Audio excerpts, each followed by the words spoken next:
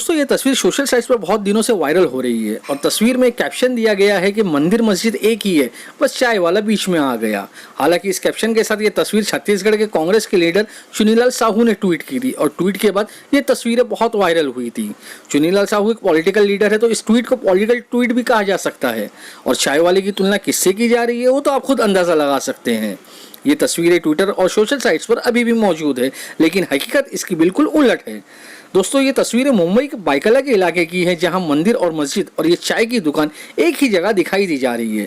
हालांकि चाय की दुकान किसी फैमिली डिस्प्यूट की वजह से फिलहाल बंद पड़ी हुई है। इस मंदिर मस्जिद के सामने एक चर्च भी है।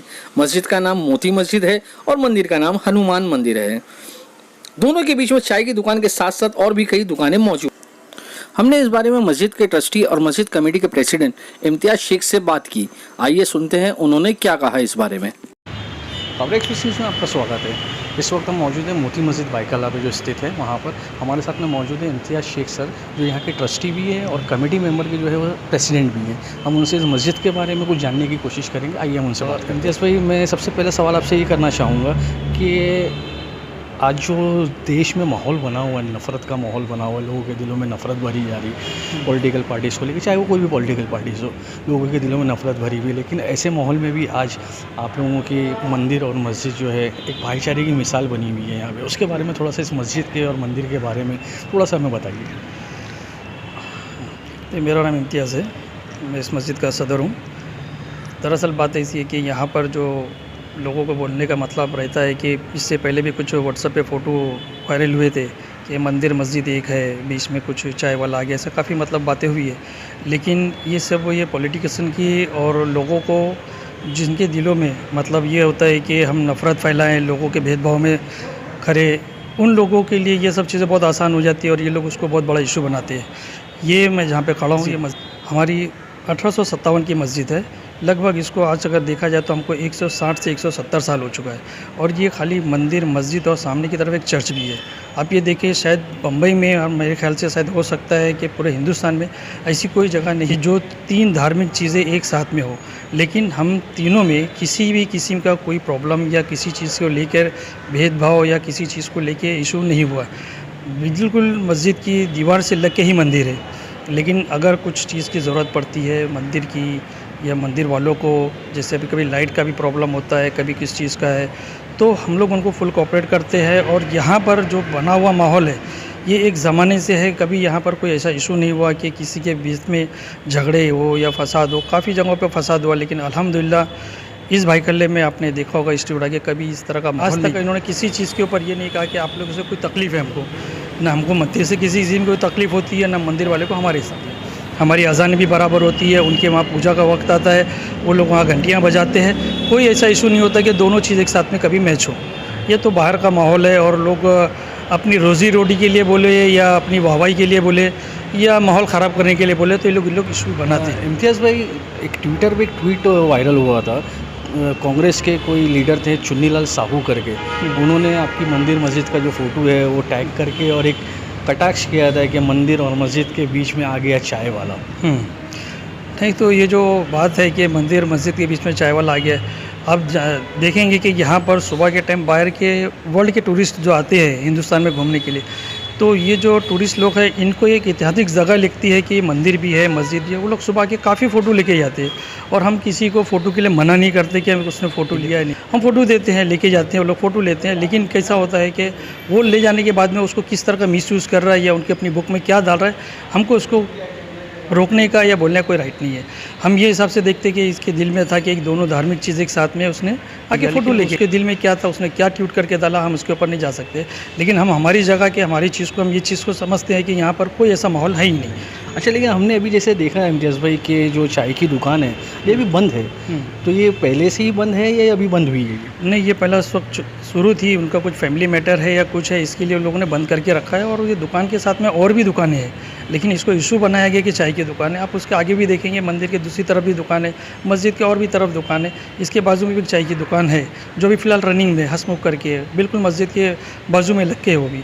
तो ये तो सिर्फ एक फ़ोटो बना के उनको एक इशू मिल गया और उसको एकदम हाईलाइट्स करके अपनी वाहवाही करी। अच्छा इम्तियाज़ भाई, मैं भी आऊँगा कि जो जश्न ईद मिलादुन्नबी है, जो उसमें ट्रेडिशनल जुलूस निकलता है, उसको लेकर सनीचर के रोज़ एक खिलाफत कमेटी में एक मीटिंग हुई, जिसमें सब सोशल वर्कर्स और पुलिस प्रशासन और अफसरान जो थे पुलिस के, सोशल वर्कर्स थे, आप लोग भी थे, उसमें मौजूद थे। उस मीटिंग में क्या गाइडलाइंस इशू हुई है?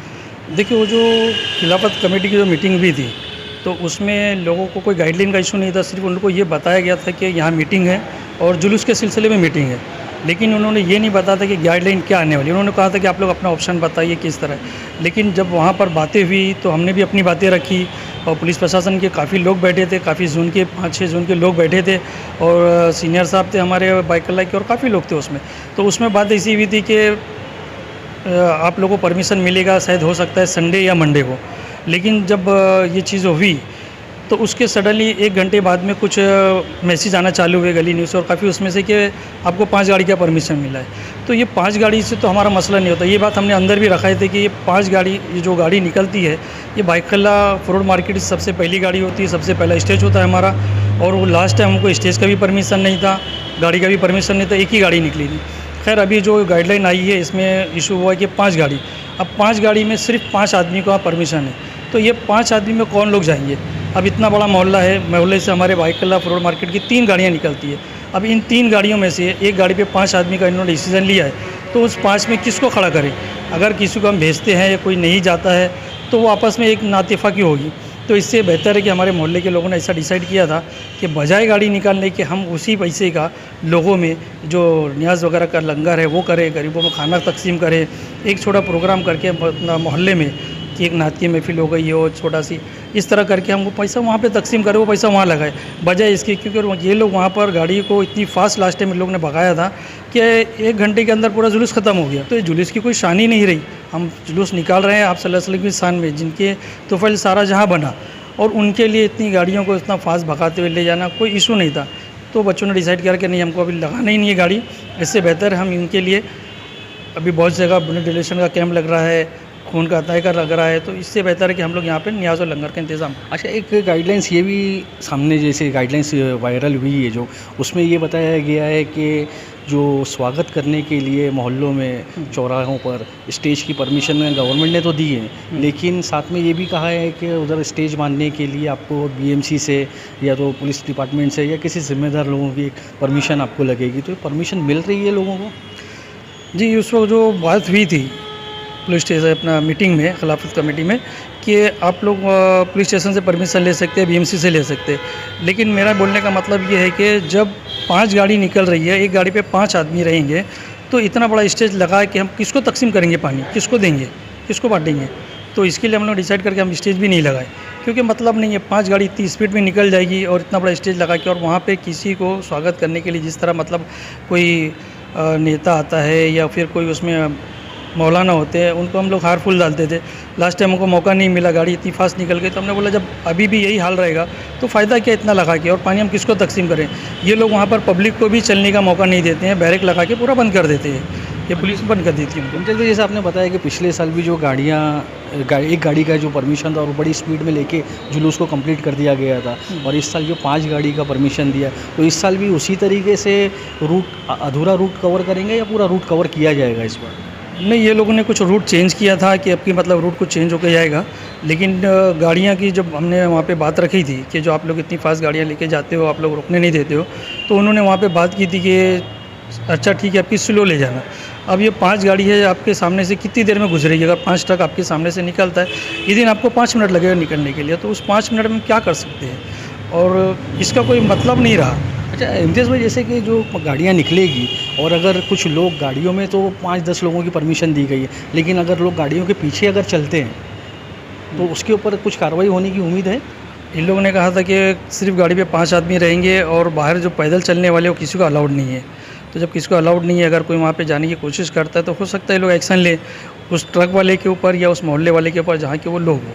तो जो कमेटी होती है वहाँ की, शायद उनके ऊपर एक्शन लेंगे ये लोग। आखिरी सवाल ये करूँगा इम्तियाज़ भाई मैं आपसे कि हुज़ूर पाक सल्लल्लाहु अलैहि वसल्लम की विलादत का मौका है और एक अमन का पैगाम हमेशा इससे मिलता है लोगों को। तो मैं चाहूँगा कि आप क्या अमन का पैगाम दोगे इस मंदिर और मस्जिद की एकता को लेकर, जो देश में जो नफ़रत फैली हुई है उन लोगों को इसकी मिसाल मिले कि आज भी ऐसे माहौल में आप लोग एक साथ एकजुट होके रह रहे हो। देखिए, ये जो हमारी आका मौला सरवर कायनात हुज़ूर सल्लल्लाहु अलैहि वसल्लम की शान में जो ये जुलूस निकाला जाता है, यही एक अमन का पैगाम है कि हम एकदम सादगी से निकालते हैं। और जो हमारा स्टेज लगता था और हमारी मस्जिद के पास भी जो कुछ छोटा मोटा प्रोग्राम करते थे हम लोग, तो उसमें भी यहाँ पर कोई धार्मिक या किसी के जनजाति के ऊपर हम लोग सवाल नहीं करते ये कौन है। इससे पहला मराठों का जुलूस निकला था तो हमारी मस्जिद के सामने ही पियाओ के लिए हमने इंतज़ाम करके रखा था, क्योंकि हमारे जो इंसानियत का नज़रिया है वो ये है कि हमारे आका मौला सरवर कायनात ने ये हमको तालीम नहीं दी कि आप किसी के ख़िलाफ़ या किसी के दिल में आपकी नफ़रत हो, क्योंकि उन्होंने अमन का पैगाम लेके आया था। और हम यही चाहते हैं कि इसी तरह बना रहे। और हम चाहते हैं यहाँ पर जो देश में है और हमारे मोहल्ले में और जो और भी जगहों पे है, जिस तरह यहाँ पे एक मिसाल है कि इतनी करीब में होने के बाद भी किसी को किसी किस्म की कोई तकलीफ़ नहीं हुई है, तो मैं चाहता हूँ कि सारे देश में इसी तरह का माहौल बना रहे ताकि लोग एक दूसरे को भाईचारगी में समझें, क्योंकि खून सबका एक। हम ये चाहते हैं कि इस देश में अमन और शांति बनी रहे। और जो लोग हैं जो इस तरह की जहनीत रखते हैं, मेरी ये लोगों से अपील है कि आप उनकी बातों में ना आए। आप ये पेंडिंग केस में आपने देखा होगा कि किस तरह लोगों ने लाश उठाई है, किस तरह हॉस्पिटल में लोगों को तकलीफ़ हुई। सब ये भूल चुके थे कि वो किस धर्म का है, किस जाति का है। सब ने एकजुट होकर काम किया था। तो ये एक मिसाल बनी हुई है। इसी तरह जहाँ से हमारी मस्जिद, मंदिर, चर्च जो एक साथ में मिसाल है, इसी तरह आप भी अपने दिलों में इसी तरह का भावना कायम रखिए, ताकि लोगों को ये जो नफ़रत फैला रहे हैं उनको ये मुँह तोड़ जवाब मिले कि भाई इंसानियत का सबसे पहला मकाम होता है। जो दर्जा है अगर ऊपर वाले ने दिया है तो सबसे पहले इंसानियत का दिया है। फिर आप अपने अपने अकीदे के हिसाब से अपना रिलीजन जो भी है, आपका हिंदू है वो पूजा करता है, मुस्लिम है वो नमाज़ें पढ़ता है, चर्च में जो जाके खड़े होते हैं। इस तरह का सबका अपना अपना अकीदा है। लेकिन सबसे पहला हमारा ये पैगाम है कि इंसानियत सबसे बड़ी चीज़ है, क्योंकि हर किस्म के इंसान है यहाँ पर। लेकिन कुछ नफ़रत फैलाने वाले चंद लोग हैं, हमको उनको बताना है कि ये चीज़ें नहीं हो इस देश में। तो दोस्तों, हमने देखा और सुना कि कोई भी धर्म एक दूसरे को मारना या तकलीफ पहुंचाना नहीं सिखाता, बल्कि हर धर्म भाईचारा, प्यार, मोहब्बत और इंसानियत का ही पाठ पढ़ाता है। बाइकल्ला इसी की बेहतरीन मिसाल है कि जहां मोती मस्जिद और हनुमान मंदिर बिल्कुल एक दूसरे से लगकर है और ऑपोजिट रोड पर सेंट एंथोनी हाई स्कूल का बहुत पुराना चर्च भी है, लेकिन आज तक धर्म के नाम पर कभी कोई इश्यू नहीं हुआ। ये इस बात को साबित करता है कि हमारे प्यारे देश भारत की ज़्यादातर आवाम अमन पसंद है और सुख शांति के साथ मिलजुल कर रहना चाहती है, लेकिन चंद मुट्ठी भर लोग खुद के पर्सनल फ़ायदे के लिए हमें आपस में लड़ाकर अंग्रेज़ों की पॉलिसी डिवाइड एंड रूल अपनाकर हम पर राज करते हैं। हमारी आप सभी से विनती है कि आपस में एक हो जाएं। राजनीतिक यानी कि पॉलिटिकल डिफरेंसेस हो सकते हैं, लेकिन इस डिफरेंस को पर्सनल डिफरेंसेस ना बनाएं। मंदिर मस्जिद की चर्चा में इंसानियत ही छा जाए, कलमा पढ़े खुदा का और सपनों में राम आ जाए। मुंबई से खबर एक्सप्रेस न्यूज़ के लिए मैं मलिक फरीदी।